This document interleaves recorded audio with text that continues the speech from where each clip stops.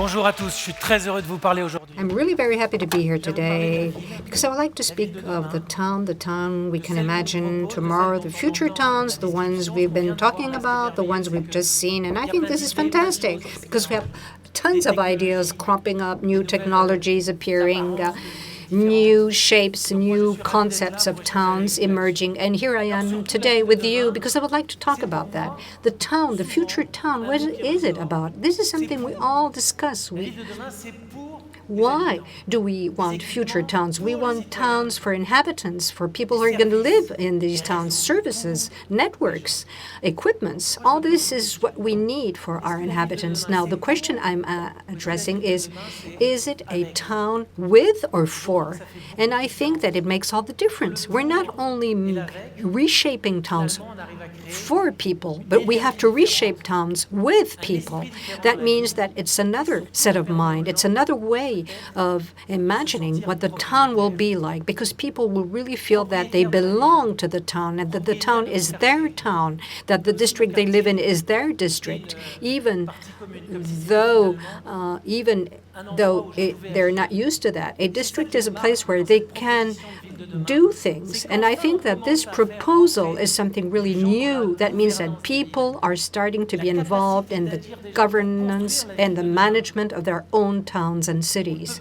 We cannot imagine a town and create a town which would be a future town, without the inhabitants, without having the people involved. And here in Le Havre, which I find it fabulous, is that you have people who are building the town themselves.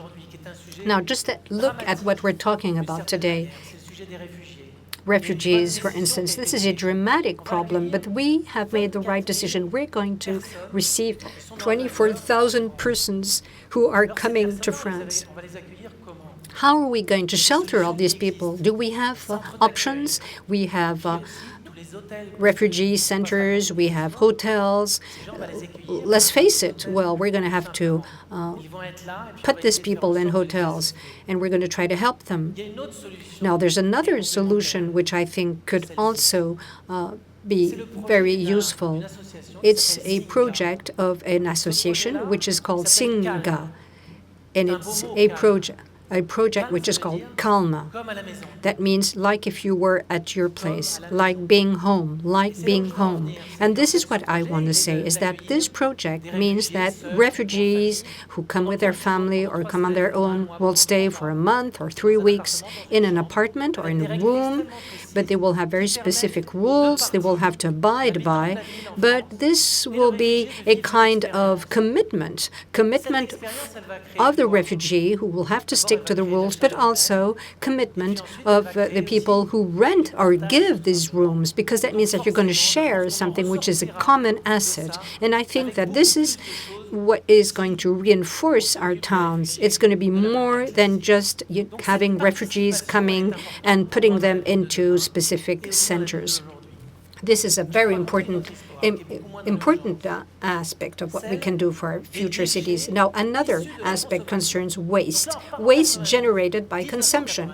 Let's see what happened in 1992. Brice Lalonde, who was the Ministry for Economy, and he was not the only one who said that, told people, we don't know how to manage landfills.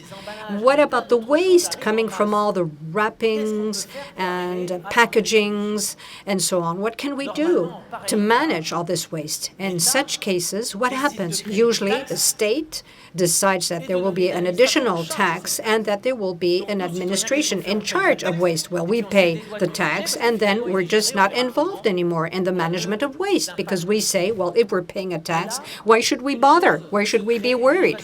And I think that there is something new which could take place. Brice Lalonde, who was the Minister of the Economy at that time, told the companies that this was not enough.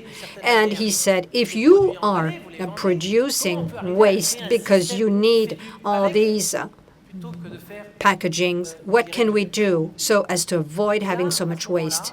So what can we do together? And Antoine Rivaud, who was the CEO of Danone, and Jean-Louis Fabre, who was another CEO of another company, said we have to think about this together. And there is a 4-page report which clearly states the urgency of the situation. And Brice Lalonde agrees on the report. And then we start implementing all the measures which are in these 4 pages. The 2 leaders who really wanted to do something so as to bundle all the companies really were successful. 50 companies were bundled. Small companies producing honey and other huge companies get together, 100% private, but 100% devoted to what I call eco-emballage, eco-wrapping, conditioning. And what was the main philosophy? They really wanted to start something. They wanted to start the whole story. And what have they been doing? Well, they've been doing a lot, as you do now in Le Havre.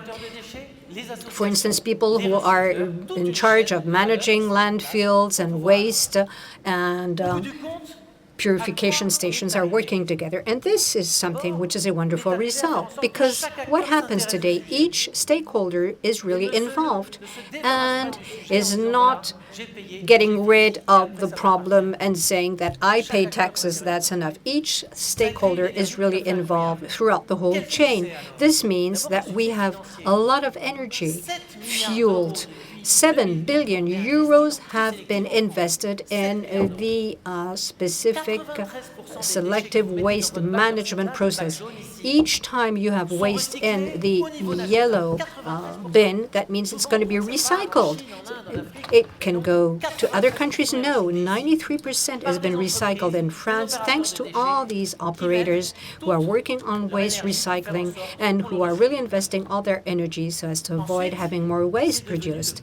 Now, this is the first environmental attitude of French inhabitants. All our citizens in France are very sensitive, and they want to do that. We have had a survey conducted, and we see here that most French people are concerned about voting, but then also taking care of waste. It only takes a few seconds. If you have 65 million persons every day concerned about this waste managing, this is incredible. That means that you have a greater mass of substances and material that you can reuse or recycle. This is the takeaway message I want to deliver now today. 3 seconds can change things if we all work together and we all move in the same direction. Now, of course, we do have a few hassles, I must say. For instance, for this future town, the one we're talking so much about, I'm going to tell you a story which is taking place in the Maghreb, which is close to Lyon, Romanguette, in the Vénissieux city. There is a yellow bin, but the problem is that we have more than 70% problems of recycling the waste because we didn't have enough place for all this waste. So what happened? We had incinerators, we had purification stations, and we had landfills where we went and we discharged all the extra waste. So then the mayor decided that we had to react. Why do we have to do that? Well, because of the inhabitants and the citizens, asking the citizens to put the waste in the bins. But what did we do? We have 28 persons of the different districts of the Manguette, and they've been going through all the staircases of all the buildings so as to explain to people that they had to manage their waste differently. They had to throw their waste in the yellow bin, that it would help us for recycling and managing waste, and that towns would become cleaner. I can tell you that this message was disseminated at all levels, and today we have less than 26% drop of all the recycling problems we had previously. So that means that today it is successful. 70% of the waste management is successful today. We avoid having extra waste or problems in managing the waste. And I think that this makes all the difference. So we still have to make many efforts if we want to pave the way for the future town. But I think that we have to be more audacious, and we have to show what waste looks like. In many cases in France, we don't know what the waste is all about. We find this in our bins, or we find this in a small rooms where it doesn't smell very nice. People don't know where they're supposed to throw their waste. So we have to explain to people what waste is all about. I think that we have to show the waste. It has to be, for instance, in bins outside where we can see them. It has to become more visible, where people can understand what waste is all about, what will happen afterwards, if there will be recycling or not, because waste can become a real resource, and we have to feel proud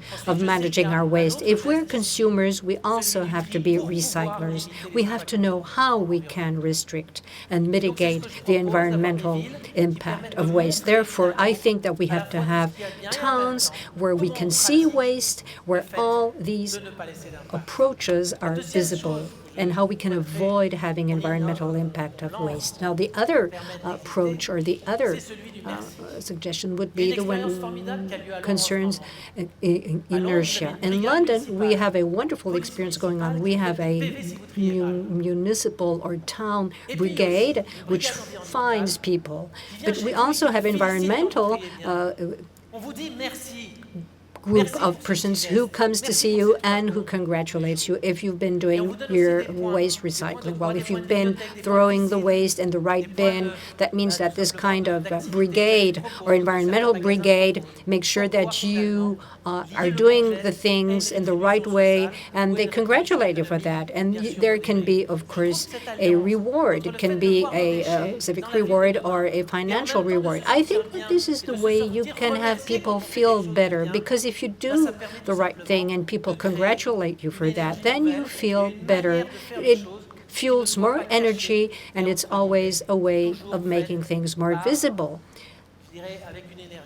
Let's not forget that we have to replace negative energy by positive energy. And this is why I wanted to thank you for having invited me here in Le Havre, because in this town you've been doing wonderful achievements.